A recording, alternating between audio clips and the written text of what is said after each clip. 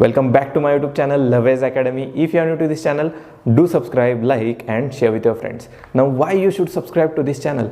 There is a valid reason, because class 10th SSC board we have completed mathematics part 1st whole syllabus, mathematics part 2 whole syllabus along with few chapters of science part 1st. In that we have covered problem set, practice set along with important theorem and tricks and tips. So तुम्हाला प्रत्येक चॅप्टर्सचे playlist मिळतील, त्याचे along with त्याचे thoroughly videos मिळतील की काय होतं आहे काय नाही, नेमकं practice set, problem set, solved example along with important tips and tricks, how to remember or how which questions are important for board examination. So नक्की चॅनलला सबस्क्राईब करा आणि तुमच्या मित्रांसोबत सुद्धा शेअर करा. This is the last topic of this whole chapter, that is telescope. Telescope म्हणजेच काय, सिम्पली मराठीत बोलायचं म्हणलं तर दूरबीन. दूरबीन आपण बघतो लांबच्या गोष्टी किंवा बर्ड वॉचिंगसाठी आपण वापरतो, त्यामध्ये काय यूज करतो, दूरबीन यूज करतो. किंवा वाईल्ड लाईफ फोटोग्राफीसाठी सुद्धा जी लेन्स यूज केली जाते, एवढ्या मोठमोठ्या लेन्स असतात, त्याला काय म्हणतो आपण, टेलिफोटो लेन्स.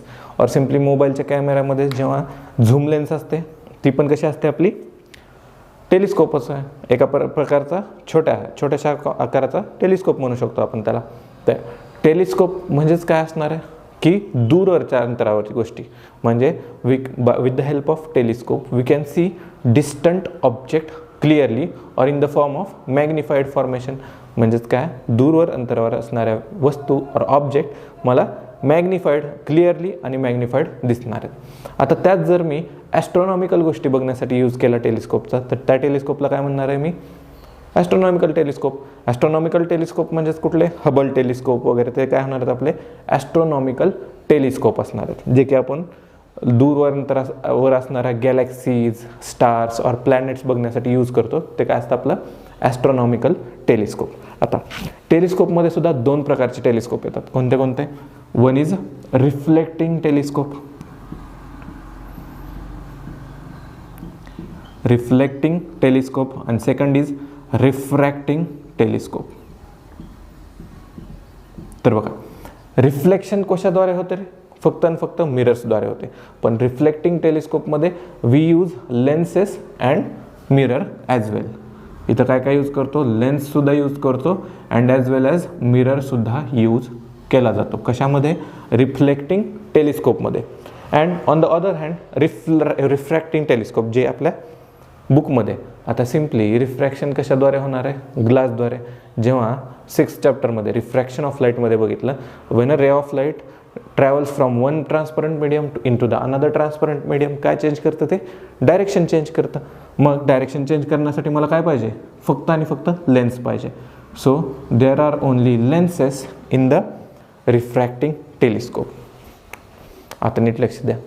जसं की कंपाऊंड मायक्रोस्कोपमध्ये मी सांगितलं होतं, देअर आर 2 लेन्सेस, जे ऑब्जेक्टच्या जवळ असते ऑब्जेक्टिव्ह लेन्स, आणि जी की आयच्या जवळ असते ती काय होती, माझी आयपीस और सिम्पली आयपीस लेन्स म्हणू शकतो आपण. तर ह्याच्यात पण काय, टेलिस्कोपमध्ये देअर आर 2 कॉन्व्हेक्स लेन्सेस. काय म्हणतोय, आपल्याला फक्त सिलेबसमध्ये कोणती आहे, रिफ्रॅक्टिंग टेलिस्कोप. रिफ्रॅक्टिंग टेलिस्कोपमध्ये कसं आहे, there are in refracting telescope it contain 2 convex lenses. काय सांगितलं, 2 कॉन्व्हेक्स लेन्सेस. इथं पण सेम कन्सेप्ट आहे, 2 टाइम मॅग्निफिकेशन होतं, सगळ्या गोष्टी तशाच आहेत. फक्त तुम्हाला काय गोष्टी बदलावं लागणार आहेत ते बघूयात. थोडंसं अजून चांगलं लिहितो, वर लिहितो थोडंसं, एकच मिनिट. हे 2 मार्काला विचारलं जाऊ शकतं, टेलिस्कोप्स और रिफ्रॅक्टिंग टेलिस्कोप सिम्पली. तर बघा काय सांगितलं, refracting telescope content 2 convex lenses. काय सांगितलं, 2 कॉन्व्हेक्स लेन्सेस. पण आता या ठिकाणी जे ऑब्जेक्ट जवळ असणार आहे, म्हणजे जरी स्टार असतील, स्टारच्या साईडला असणारी, तुम्ही जर मायक्रोस्कोप आत्ता थंबनेल जर बघितलं असेल, तर तुम्ही ज्यातून बघता ते छोटे लेन्स असतील, ज्या ऑब्जेक्टच्या जवळ असणार आहे. सपोज तुम्ही हे बघितलं असेल, अशा प्रकारचं असतं काहीतरी टेलिस्कोप. इथं तुम्ही बघता इथून, ठीक आहे, हा तुमचा आय, आणि हे काय झालं तुमचं ऑब्जेक्टिव्ह लेन्स. इथं कुठं तर स्टार असणार आहे, म्हणजे ऑब्जेक्टच्या जवळची लेन्स कशी आहे ह्या ठिकाणी, मोठी, पण आयच्या जवळ असणारी कशी आहे, एकदम छोटीशी, जे की एकदम उलटं होतं कशामध्ये, कंपाऊंड मायक्रोस्कोप. कंपाऊंड मायक्रोस्कोपमध्ये आय पसली मोठी होती आणि ऑब्जेक्ट पसली छोटी होती. तर नीट लक्ष द्या. थंबनेलमध्ये सुद्धा बघितलं असेल तुम्ही, असं काहीतरी असतं आपलं सिम्पली टेलिस्कोप, ॲस्ट्रॉनॉमिकल टेलिस्कोप म्हणजे म्हणतो आपण. सो यातून मला काय दिसतंय की ऑब्जेक्टिव्ह लेन्स जी ऑब्जेक्टच्या जवळ आहे ती लेन्स कशी आहे, तर मोठी आहे. ठीक आहे. कुठल्या लेन्सेस सांगितल्या मी, ऑब्जेक्टिव्ह लेन्स आणि आयपीस. ठीक आहे. ऑब्जेक्टिव्ह लेन्स ह्यामध्ये मोठी आहे, दॅट इज मोठी लेन्स म्हणजेच लार्जर फोकल लेंथ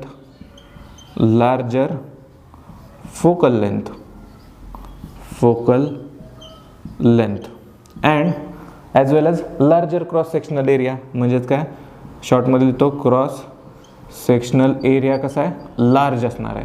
पण आयपीसचं on the other side focal length smaller.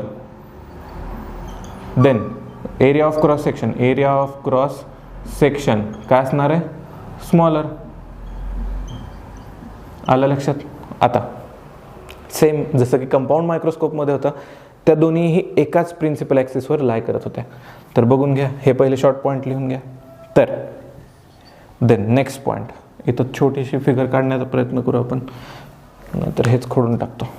चलो, बुकमध्ये तुम्हाला दिलं आहेच क्लिअरली. आता फक्त आपण शिकून घेऊ नेमकं असतंय काय, होतंय काय आणि कशा पद्धतीने आपल्याला त्या फिगर्स ड्रॉ करायच्या. ठीक आहे. फर्स्ट ऑफ ऑल काय सांगितलं, ऑब्जेक्टिव्ह लेन्स ही मोठी आहे का, तर amount of light coming from the distant object must be larger. म्हणजे आम्हाला अंधारामध्ये सुद्धा खूप मोठ्या प्रमाणात, आता जर दूरवर अंतरावर असणारा स्टार्स जर मला बघायचं आहे तर मला वाईड ओपन ठेवावं लागतं, जे की आयमध्ये बघितलं. प्युपिल काय ठेवावं लागतं, वाईड ओपन ठेवावं लागतं. म्हणजे amount of light entering into that eye will be maximum. Same objective lens कशी आहे माझी, मोठी आहे. ठीक आहे, अशी मोठी आहे. असं प्रिन्सिपल ॲक्सिस काढायचं आहे आणि तिकडं कुठंतरी माझी आयपीस दॅट इज छोटी लेन्स येणार आहे. पण यामध्ये आत्तापर्यंत फिगर्स कशा काढल्या होत्या आपण, अशा लेन्स असायच्या आणि रेज पॅरलल यायचे आणि जे फोकसमधून जायचे. ठीक आहे, अशा लेन्स काढल्या होत्या आपण, रे डायग्राम्स काढल्या होत्या. पण टेलिस्कोपमध्ये कशा आहेत, ऑब्जेक्ट इन्फिनिटीवर आहे, आता स्टार इन्फिनाईट डिस्टन्सवर आहे, तो पण कसा दिसतोय मला, टेलिस्कोपमधून दिसतोय. याचा अर्थ काय, light coming from that infinite or distinct object ते कसं येणार आहे, डायरेक्टली ऑब्जेक्ट ॲट इन्फिनिटीची जी कंडिशन बघितली होती त्या पद्धतीनं. पण काढताना थोडीशी छोटीशी ह्याच्यात ट्रिक आहे. काय करायचं तुम्हाला, रे डायग्राम्स थोडीशी अशी तिरकी काढायची, म्हणजे कशी, अशी. ठीक आहे, कळलं. आता इथनं गेलं आहे तिरकंच आहे, पण ह्याचं कुठंतरी फोकसिंग पॉईंट आता प्रिन्सिपल ॲक्सिसवर नाही येणार आहे. बघा, हे अशी जेव्हा आपण फिगर काढायचो, which is ray diagram, in ray diagram ray parallel to the principal axis goes from the focus which is at the principal axis. हे असं आपण बघितलं होतं. पण हेच जर मी तिरकं केलं, लेन्स अशीच आहे, फक्त इन्सिडेंट रेज तिरके केले, तर माझा फोकस पॉईंट आता प्रिन्सिपल ॲक्सिसवर नाही येणार, तर प्रिन्सिपल ॲक्सिसच्या खाली येणार आहे. ठीक आहे, असा येईल कुठंतरी, हा असा माझा फोकस पॉईंट येणार आहे आणि तोच फोकस पॉईंटवर माझी इमेज फॉर्मेशन इथं होणार आहे. ठीक आहे. आता हे जे इमेज फॉर्मेशन झालं आहे हा कशावर होतं, फोकसवर होता. आणि कशाच्या फोकसवर होतं, आयपीसच्या फोकसवर. ठीक आहे. आता ही माझी ऑब्जेक्टिव्ह लेन्स होती, this is your objective lens, this is your. आता इथं आयपीस काढावा लागेल मला, जो की छोटा होता as compare to objective lens. हे काय झालं तुमचं आयपीस. आयपीसच्या जर मी फोकसवर ठेवलं म्हणजेच हे काय झालं, ह्याची इथपर्यंत काय झाली, ह्याची फोकल लेंथ, म्हणजेच माझा हा डॉट काय येणार आहे, F O, that is focus of optic lens. आणि एफ ई काय येणार आहे, फोकस पॉईंट ऑफ आयपीस. आणि मला माहिती आहे जर मी फोकसवर ठेवलं तर माझी इमेज कुठं फॉर्म होते, इन्फिनिटीला फॉर्म होते. तर हो का, इथं असं जाणार आहे आणि एक ऑप्टिक सेंटरमधून जाणार आहे. These rays will be parallel to each other. आणि पॅरलल रेज इकडे जाऊन कशा होणार आहेत, मीटच होणार नाही आहेत. पॅरलल रेज नेवर इंटरसेक्ट और never meet with each other. पण आपण काय म्हणतो, ते पुढे जाऊन एका ठिकाणी एका पॉईंटला इन्फिनिटीला मीट करत असणार आहेत. सो इन्फिनिटीला आपल्याला इमेज फॉर्मेशन कसं दिसणार आहे, हायली मॅग्निफाईड इमेज फॉर्मेशन दिसणार आहे. कळतं आहे? खूप सिम्पल आहे. इथं पण 2 स्टेप मॅग्निफिकेशन होणार आहे.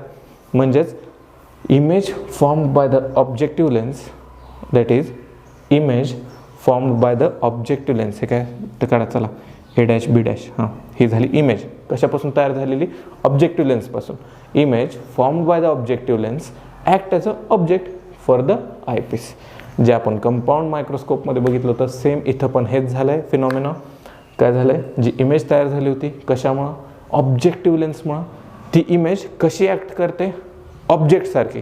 कोणासाठी? आयपीससाठी. मग आयपीसच्या कुठं सिच्युएट केलेला आहे आपण हा इमेज?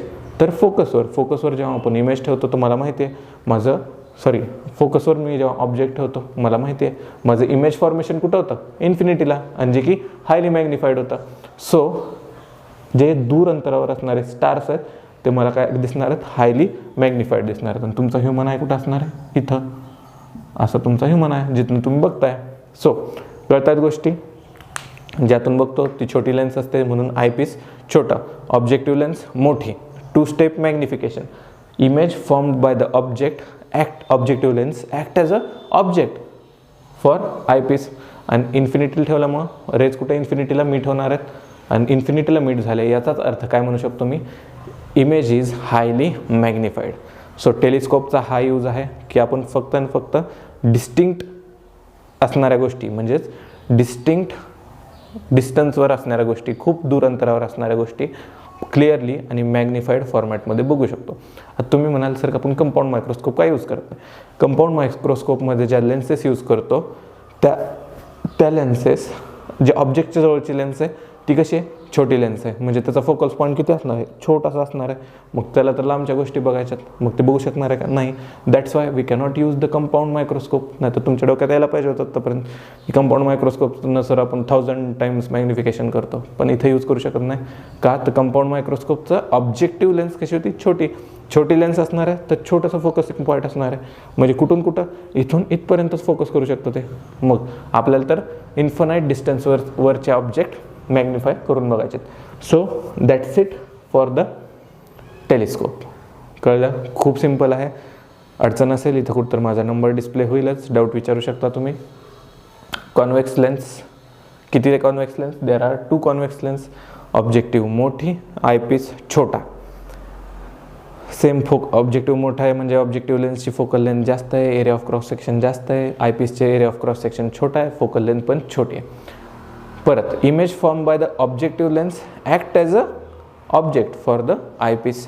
अजून एक पॉईंट सांगायचा की बाबा दोन्हीही लेन्सचे optic center lies on a same principal axis, plus we can change the distance in between those 2 lenses according to our need. जेवढं मला मॅग्निफिकेशन करायचं आहे तेवढं मी डिस्टन्स कमी जास्त करू शकतो. That's it. एवढंच आहे पूर्ण या होल इंटायर चॅप्टरमध्ये. काय काय इम्पॉर्टंट होतं ह्या होल चॅप्टरमध्ये? एकतर येणार आहेत तुमचे फॉर्म्युल्यावरनं तुम्हाला डिराईव्ह करायला येणार नाहीत किंवा फॉर्म्युले विचारले जाणार नाहीत, तर त्याच्यावरचे applications, that is numerical problem येणार आहेत, जे की आपण नेक्स्ट लेक्चरमध्ये कव्हर करू.